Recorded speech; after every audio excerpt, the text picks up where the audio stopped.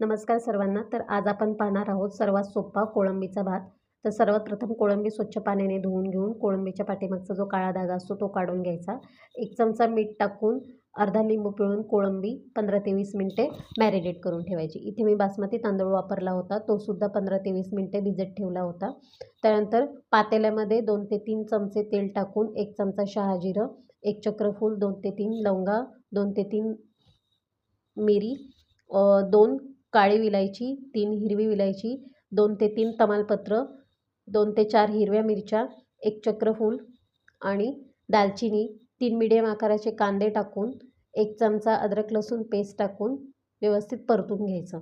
त्यानंतर 2 ते 3 मीडियम आकाराचे टोमॅटो टाकून थोडंसं मीठ टाकून टोमॅटोसुद्धा व्यवस्थित परतून घ्यायचा.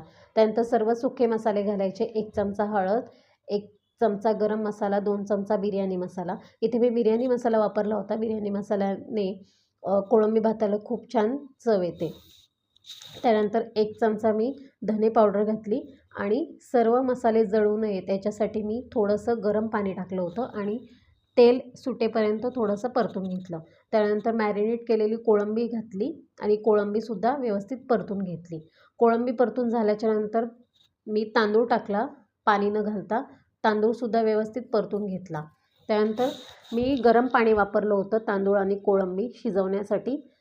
ते झाकण न ठेवता उकळी येईपर्यंत मीडियम गॅसवर ठेवायचं आणि थोडंसं पाणी आटल्यानंतर 2 ते 3 चमचे तूप टाकून झाकण ठेवायचं आणि 10 मिनिटे मीडियम गॅसवर वाफ काढायची. भात खूप छान लागत होता. कोळंबी भात दिसायलासुद्धा खूप सुंदर दिसत होता. Thank you so much.